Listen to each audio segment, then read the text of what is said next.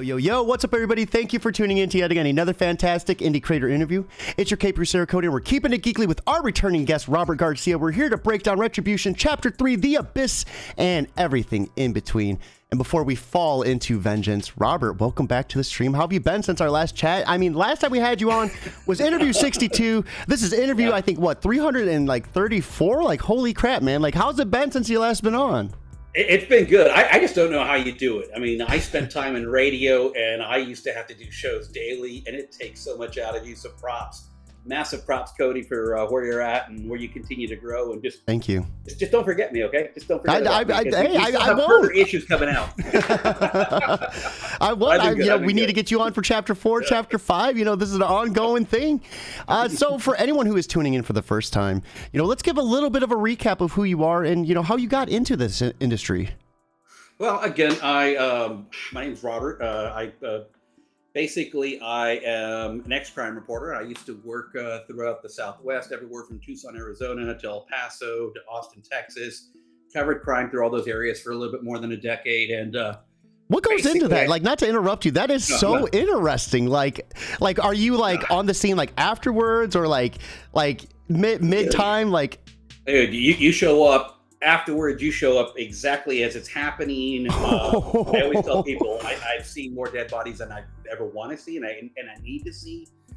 There's nothing more like just jarring to actually get to a scene like before the police get there or something, and they're not able to like tape everything off yet, and you see somebody, and it's just So basically, the book that I was writing when I was a reporter was just talking about a lot of these experiences and just talking about trauma. And we've talked about how Retribution is just all based on trauma. That's what the story is about. And then 10 years ago, 15 years ago now, fell back in love with comics. And as I was writing this book, I decided, you know, let me see if I can convert this into a comic.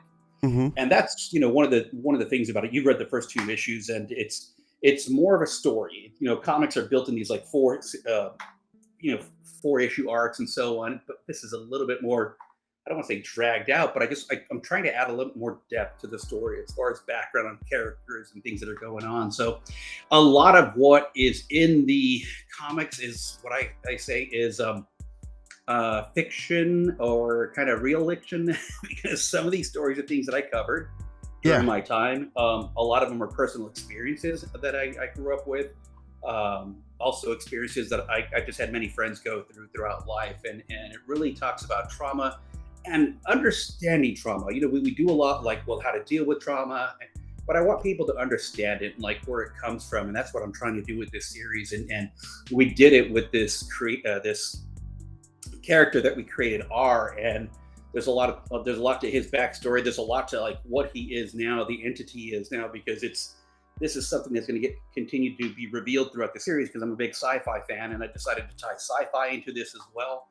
But it is the best thing I can say about the comic, and if you go to the Kickstarter, you can see this, is that I put comments up, I put reactions up, not of like, you know, reviewers, of what the readers do. And I have really, truly been happy with how this book is connected with so many people. And the fact that like some people are like, wow, this just like really hits home. This really reminds me of growing up, because it ties so many things into it. It ties being a Mexican American, growing up throughout the Southwest, growing up with a traditional, you know, Mexican type of father, and how that can, you know, be how that can affect you, some of the traumas and just a father-son type relationship. You know, those are the type of stories that I love the best when I read Thor and, you know, Thor and Odin, and you read these stories, and it just really has to do a lot with this young man and where he's going. But you know, just covering crime and all these things that I saw, I just wanted to kind of like get these things out of my head, and I feel like by writing about them and doing this comic, it's helped me out. I was about to say, you know, you mentioned the father-son dynamic, and you have Thor Ragnarok right behind you. That was like where Odin died, isn't it? Yep. That was the movie where he died. But that was it, and that was the comic that really basically made me fall in love with comics itself. I've always been a big fan of comic art, and that's one of the things that we really try to drive home with this series. And this is why I'm going broke. And Cody, if you got any money, I'd love a loan. You've seen the book, and the one thing I pride myself on is that we have got incredible artists. Julie Guilazzi, who's jumped on from the very beginning. She's out of Italy. She now is doing stuff for Marvel. She's doing stuff for Image. She's doing stuff for Boom. Wow. I'm sorry, Marvel and Marvel and Dark Horse. But anyway, she has exploded. Kevin Keane did the second issue. He does our variant covers, the ones that we do with the foil covers. He does a ton of stuff for Todd McFarlane. He does a lot of covers for Spawn, Gunslinger Spawn, for Scorched, for King Spawn. I mean, he's just all over the place. And now this issue, Scott Oakley, who had his own Kickstarter, Valaro, which will be coming out soon, he has jumped on board, and Scott has done variant covers for the first two issues. And the big thing, what I really wanted to produce for people is a comic that visually is stunning, something that it's gritty, it's noir. You nailed it. It is very much a Frank Miller-ish in a sense, and that's what I'm trying to bring, because I think the mood of my story is best set in a black and white environment. There is blood, so you've got that gore aspect to it, but it's just something to where, with these issues, what I wanted to do is try to get the most dynamic artists I could find to really be able to depict the story to where it visually matches what we're writing. And actually, I think the visuals exceed what I've written. Yeah, absolutely. So, just working as a crime reporter, that had to have taken a toll on you. Like, so this comic was kind of your way of just getting that out. Yeah, just some kind of like a cathartic thing. And I'll be blunt. I mean, there are things that I still have nightmares about. I mean, you sit in a courtroom, you see photos of like what an average person will do to like a child or something, and it just tears you up inside, especially if you've got kids and you see these things, and it's just, it puzzles the hell out of you. But then you have to realize that, everybody's going through something in some way or another. They're just things that, for me, I just really wanted to like get these out of my head, but also, be able to tell a story around them. And that's what we're doing here. But it's no fun. I make the joke about it, and I hate to say it, but that's one of the weirdest things about this. Okay, so one of the things that I learned, and it's so, I think, weird to anybody who's outside of that bubble, is when you show up on a scene where somebody sadly has been murdered or somebody has died, you get there and it's the media, and you're talking to the police, and you get the fire department, and everybody is kind of lighthearted and making jokes, and people are like, oh my God, how can you do that? It's because if you sat there and you let the intensity of what just happened soak in every day, when you're covering these stories, like, you would just fracture, you'd fall apart. Yeah. You have to create these walls that people do to try to just deal with it and just move forward every day. I mean, when I was in Tucson, so Tucson is like, Pima County of Williamson County, and I hate saying this, but Tucson has a pretty high crime rate. I mean, when I was out there, for the size of city that it always ranked top 3 as far as deaths and all that. So, I mean, it was literally about every 4th day when I came in, it's like, okay, where am I going? What murder am I covering? What death am I covering? And it was just constant. And you sit there and you cover it, day after day, and just these things that happen, all different types of stories, from smugglers bringing in immigrants and leaving them out in the desert to die in the heat because they have no idea that, no, the city isn't a mile away. The city is like 300 miles away. You're not going to make it. And then just, sadly, when I was out there, there was a big issue with methamphetamines, and that was a big issue, that people die in that way. And then just anything from the basic husband and wife, and husband decides to take his wife's life and then takes his life, and you show up on these stories, and they just all like have this impact on you, and you just have to build up these walls, because if you really truly let it all come in, I don't know anybody who'd be able to handle it. And it's something that I used to talk about so much with, especially the police officers and the firemen. It's like, what do you do? Like, how do you deal with just seeing so much trauma on a daily basis? Man, holy crap. You say you're impressed with the amount of interviews I've done. Like, I'm impressed with the amount of work you've done, like, in the past, and we're able to keep coming back to it. I mean, that's remarkable. So I do want to dive into this. It is black and white with blood, being the visual, very striking red. Now, it would be, I guess, a basic question for me to ask why. Obviously, we can assume why. It's a little bit cheaper. That red strikes out just so much. It bleeds Frank Miller. Sin City, I love it. But why the obsession? Why the addiction to killing and vengeance? Is that something that is kind of like a trick up your sleeve, or can we talk a little bit about that? So the whole story, it's called Retribution for a reason, and it's because that's what almost every character that's tied into this story is trying to get in some way or somehow. Mm-hmm. And so, you have a character in R in his previous life who, let's just say, accepted everything, accepted the trauma that happened to him, was unable to release so much that has gone on with him. And, this kind of ties into like stories or like comics like The Boys. It is Mm-hmm. when you hand over this power to somebody who has been through a lot, how are they going to react? What are they going to do?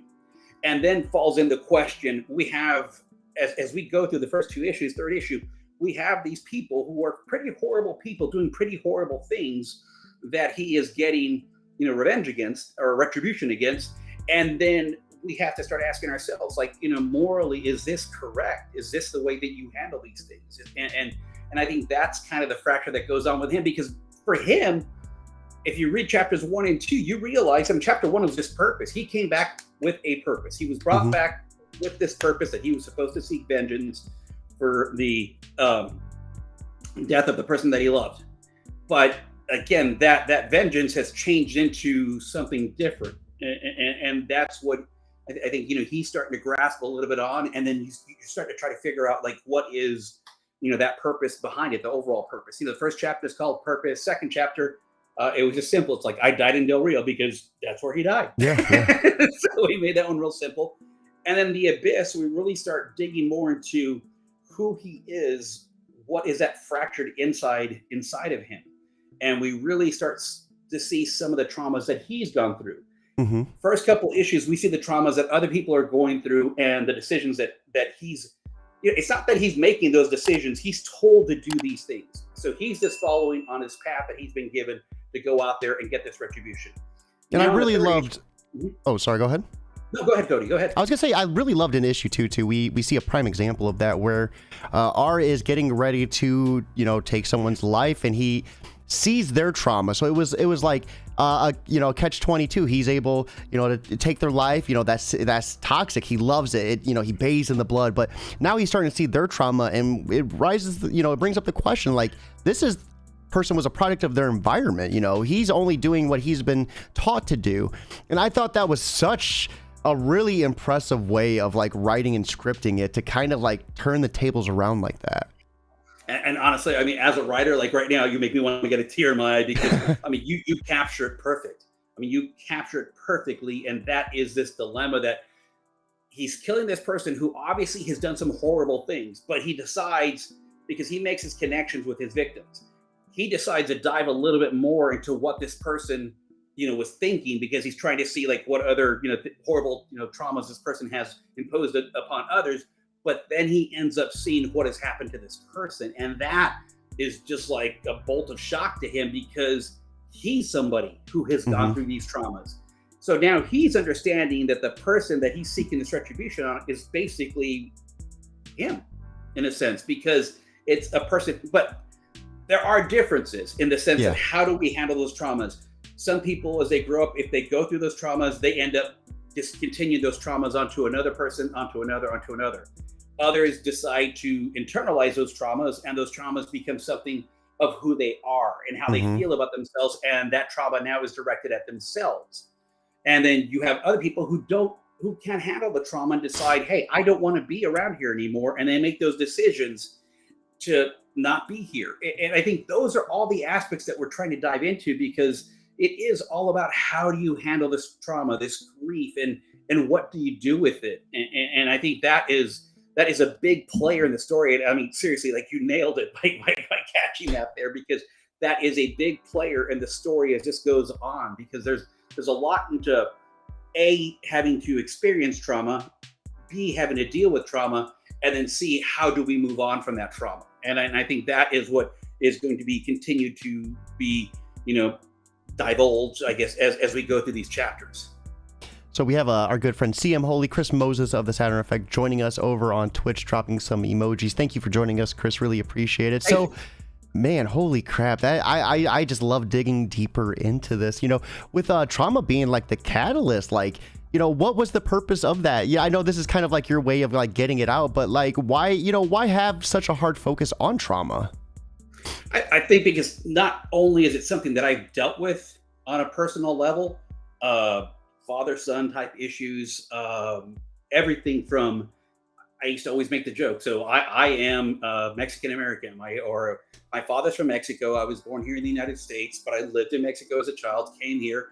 And as you can see, I'm pretty pink. Okay, so I'm the white Mexican. And so first off, just on the simplest level, just the traumas of being teased and ripped upon by people of my own culture who do not view me as a Mexican. And then a father who would see me as this very light-skinned boy and not view me as well as a Mexican, and the things that I would be told, and the just the trauma that I went through growing up in life. And sadly, as we get into chapter 3 and we get into chapter 4 and so on, a lot of these traumas that we're hitting on are traumas that I experienced in my youth, and they're really rough things that I internalized for a long time in my life. So, and then here I go, and I end up moving forward in my life, and I become a reporter. And then I ended up covering crime. And then to be able to see trauma that is, basically enacted upon others, and seeing how they handle it and what they go through, and talking to so many people about it, and just having friends growing up, it was weird for me. One of the things that I did when it came to like handling traumas, I usually like to be there for other people in any kind of a way, just talk to me. And in some ways, like I'd give them all this advice, and I'd help all these other people, but yet I never ever took that advice for myself. I never ever helped myself. It's impossible to do, right? Yeah. It's so hard. It's funny when I was growing up, so many people were like, oh, I love talking to you. Like, you're so helpful. And I've made these great friendships, and I'm able to, speak to all these people and give them this great advice, but I never took it myself. And it was something to where it took years upon years to try to really open up this box and figure out, okay, what happened. And then a lot of it, like, you don't want to remember, I don't think you repress it. Yeah. Trauma's a funny thing. It's you often either like you go through it, and it is an experience in which your mind will literally force you to forget it to protect you from those thoughts. Like, it is insane what trauma can do. There's parts of my childhood where I totally didn't remember until someone's like, yeah, this happened. And I'm like, what do you mean? And, and like the trauma, the traumatic experience, tying that with humor too. Like, sometimes all you could do is just laugh about it, because that's all you can do, or it'll break you. Like, man, and it could be a dark pit. And I think right now would be the perfect segue. Let's go ahead and dive into the abyss and check out this Kickstarter. Okay. And I do want to say, great news. We've got almost 3 weeks left. I think 20 days. And as you can see, as you pop that up, we are almost at goal. So basically, we're like $60, $70 away from hitting our goal. But I really, really want to exceed this, because I've never been able to do anything to where I could do the rewards and send them back to people. We've had 2 successful Kickstarters. I'll just be blunt. I'm not looking to make all my money back, because I can promise you our goal is way more than what I paid for our artists to work on this comic. My biggest thing is I want to deliver something that's just visually stunning. But what I'd like to do is we can get rewards in. I love my logo. I want to have my logo out there. I want to put it on coffee cups. I want to put it on whatever and get it out to people. You've made t-shirts. I'd love to have a t-shirt. Retribution on it. And there's just things that I would like to be able to give people back. And then the cool thing is what we did with this Kickstarter. And again, Scott Oakley and Julia Gulazzi, they have their art on the inside. The main cover is done by Julia. I always love doing tribute covers. On the first issue, we did a Thor tribute cover, because that was my comic growing up. On the second one, we did a tribute cover to Iron Maiden, because Eddie, those albums were just phenomenal back in the 80s. With this comic, we did a tribute to the Amazing Spider-Man number 301, the Amazing Spider-Man. That cover by Todd McFarlane has been done a million times, but Rodney Ford, who is actually the artist who first helped me truly capture Retribution, because this was a character that I had in my mind. I had a whole pattern on his face. I'm a horrible artist, so I couldn't draw him, and I had gone to a couple people to try to truly get what I wanted, and Rodney Ford just nailed it. And so he did a cover for us. If you just scroll down a little bit, that right there, that's Julia's cover, and it's a phenomenal cover right there. Again, the first 50 people who sign up are going to get a special little print thing that I have from that. Scott Oakley just doing some insane art. Is the cover put down? Your art through him. I'm like, what are you doing? You put your art through him. Is the cover like down or? I'm sorry? The cover that I'm looking for, is that down further? Yeah. Keep going Okay, down all a little right. bit because you'll see where the variant covers are. And then we'll scroll back up to check out the interiors up there. Yeah, so those are the different packages, the different tiers. If you just want to get the physical copy with Julia's cover and the sticker set, that's $11. I try to keep the prices lower because I know how things go. If you scroll down a little bit more, there you see the tribute cover that Rodney Ford did, and we'll get a better look at that. And then after that, you've got the red foil cover done by Kevin Keane, the incredible artist who just does some great black and white art, who's working with Todd McFarlane. If you scroll down a little bit further more, you'll see that you get, if you want to do all three covers, you can do that. And then we've got one spot left. So I basically opened it up for 3 different people to be in the comic book if they wanted to. So if you want to be in Retribution, we will draw you in. Sadly, there's only one spot left on that. It's a fantastic price at $126 though. Holy crap. Yeah, like I said, I try not to go overboard. I understand it's tough for everybody right now, so I'm not trying to, break anybody's bank. And, I buy comics myself, so I understand how expensive it can be. But what we're doing, if you scroll down a little bit more, we're also doing our first graphic novel. And that's the Kevin Keane cover for it right there. It's a cover that he did for issue 1. I wanted to bring it back because I just love the black and white. I mean, that to me is just so visually stunning what he did there. And so the graphic novel is going to have all 3 issues. There's going to be some tweaks throughout the issues. And also there's going to be a lot of art inside of it. So it's right now I'm thinking it'll be anywhere from 102 to 110 pages. It's going to have, like I said, all 3 issues, and it's going to have tons of artwork in there. So I'm hoping people really like what we're doing there. And then that's the creative thing down there. Go ahead. So is this is issue 3 the finale in the series, or is it going to be an ongoing series after it? Oh no. Yeah. This right now I've already got basically 8 stories that I'm writing right now. I jump in and out of all of them, but I'm thinking we're going to run anywhere from 8 to 10 stories. Okay. So let's check out some of these interiors as well. Just gorgeous. I love. I just love. Shoo, this is beautiful, and I love right here seeing him come from like that. Like this is like visually striking. What we did with this issue is, again, this one we're really starting to dive into R, and this is something that just, I'll be blunt, just ties into a lot of like what I feel, and so where he ends up going, because at the end of chapter 2, we see him kind of get mad at Chi, and he breaks away from her, and he goes back to a place that brought him peace, and that's out in Marfa, Texas, which is a beautiful place to go to, especially at night, because you look up into the sky, you see the Milky Way, you see everything. It is just incredible. And so he goes back there, and he's just kind of reminiscing about his time spent with her. He's sitting on top of the observation area out there in Marfa, and he's just looking up at the sky, and he's just going through his mind and just trying to get a grasp of like what's happened over the last couple of days since he's been back, and trying to get a grasp on himself as well. And so what I also do with each issue is I have a stanza, a poem, whatever you want to call it. I try to put one page, and if you scroll up a little bit right there, that's another one drawn by Julia, the red one. I'm sorry. Yeah, scroll down. That one right there. And we try to deal with a topic. And the first one was more of an introduction. The second one deals with pain. This one deals with depression. And he just kind of gives you like his thoughts of like how he felt about his depression and how he handled his depression. And then if you scroll down a little bit more, you'll see this is where Scott's art starts to pick up. If you go down a little bit there, and this is like Scott.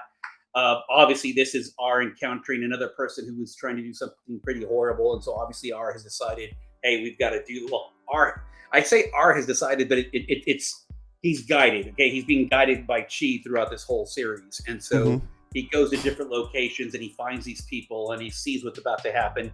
Obviously, he intervenes and so on. And then one of the big things that we introduce in the chapters you go down there is if you're going to be doing all these bad things, eventually people are going to start to notice.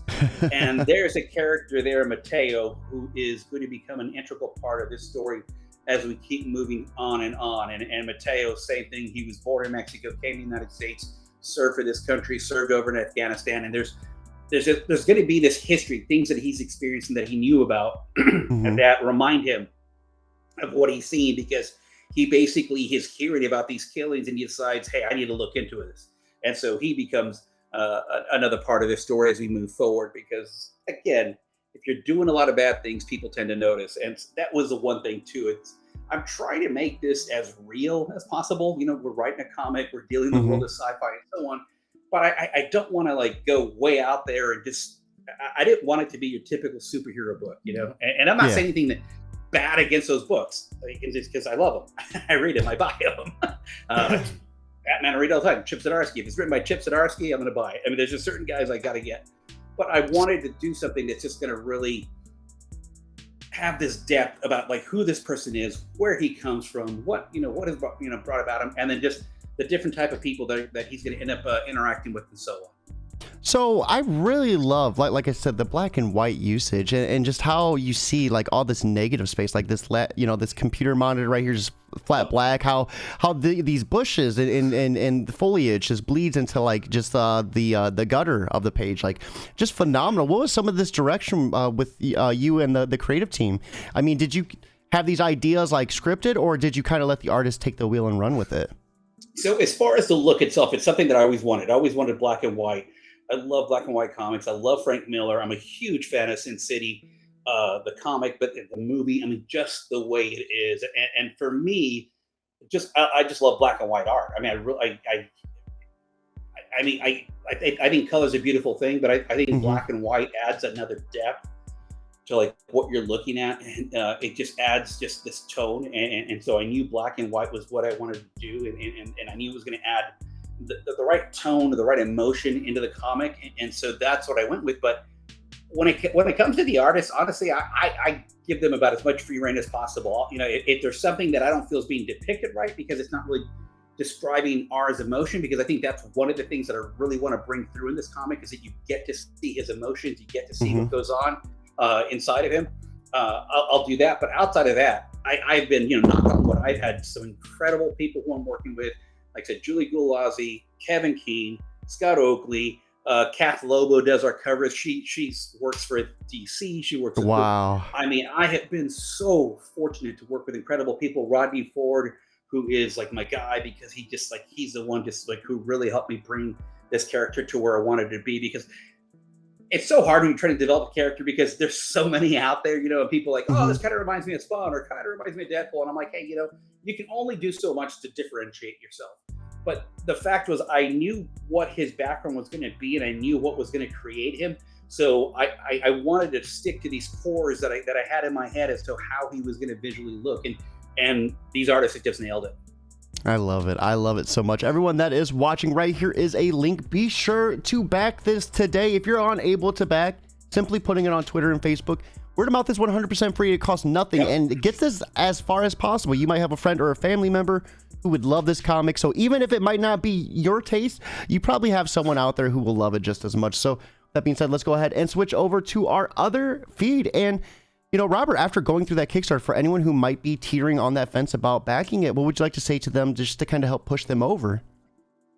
I would say if you want a story that just really is going to provide you some depth and truly understanding about trauma, I think that's one of the things that I want people to grasp it. I can just say the comic is worth it just for the art. I mean, you're getting like top level artists, and I'm going broke paying these artists, but I don't care, because this story is very personal. It's very important to me, and I've already made the joke. I mean, even if knock on wood, it looks like we're gonna have our third Kickstarter funded, and we've been really fortunate with that. I thank all the people who backed it so much. But this is something that I will not stop doing. I want to get this whole story out. I love what we've been able to create.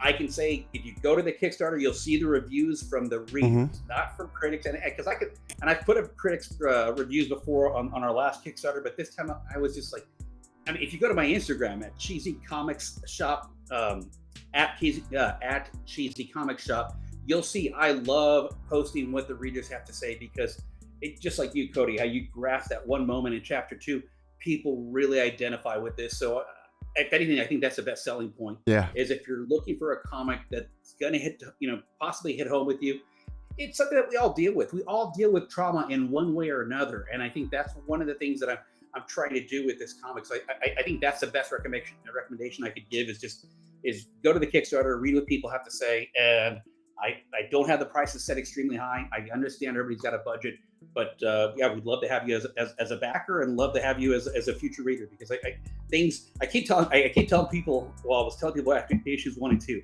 it's going to start to get crazy. Okay. So if you're going to jump on, that's the best selling point. 3, 4, 5, 6, bonkers. It's already got pretty crazy in chapter 2. We've seen someone with their pants pulled down get ripped in half. I mean, so Robert, that was out there. I got to ask you, what's next for you in 2023? Is it just Retribution, or is there any other projects up your sleeve? It's that. It's. I'm totally focused on Retribution. Chapter 4, Everybody Lies, which I can tell you that that's probably going to be an issue there. That will be coming out. And then chapter 5, we're hoping to have out by 24, or maybe even earlier. It all depends on like how well this Kickstarter does, because the better the Kickstarters do, the quicker I can pay my artists, the quicker we can move forward on these projects, because they're written. I do the lettering. We get them out real quick. I mean, that's also been a really big selling point, is literally when we finish that Kickstarter, we go right to print. So we get these comics back out to everybody and get them sent out. So yeah, just chapter 4, chapter 5, chapter 6, 7, 8, 9, 10, who knows? Let's go. And guys, right here is that link to, once again, be sure to back. And if you can't put it out there for free, retweeting it costs nothing. You know, let's make this dream happen. So, Robert, you've been on the show before. You know the drill. I get to ask a little bit of advice for anyone who might be interested in getting into indie comics. And with that being said, I think I have a question that is perfect. So for anyone looking to write from their own experiences, what would be some of your advice to kind of take that and make it like comic book, suitable? Share it with as many people as you can. I think so many times, like when I started jumping into making this into a comic, people like, oh, don't show it, somebody's going to rip it off, blah, blah, blah. Get it out there, get people's reactions, because you want to see how people are reacting. As I mentioned, I was writing a story. I wasn't writing a comic. I had to know how to write in that comic genre better. And I think just be true to yourself. Be true to what you feel and the story that you want to tell. Don't verge away from it. We are our own best, what's the word I want to use? Advisors, okay? Because if you write something that's coming from your heart, that's coming from your mind, it's going to have that depth and that realism about it. So, just stick to your guns, write about what you feel, and let people read it and get feedback. Feedback's always fantastic, good or bad. Feedback's the best thing you could ever get. That's so awesome, Robert. Thank you so much for swinging by and breaking down Retribution and catching up. It's always a blast to get a returning guest back on the show. Everyone watching, be sure to check out that link. And like I said, if you can't back it, put it on Facebook and Twitter. Word of mouth is 100% free. I hope you all have a lovely Saturday. I have to get ready for a father-daughter dance. So you're going to see me all snazzy up on Twitter and Instagram soon. With that being said, it's time to take off. I will. Get ready to shave. So with that being said, guys, it's time to wrap up. I hope you all have a lovely day, but most importantly, keep it geekly.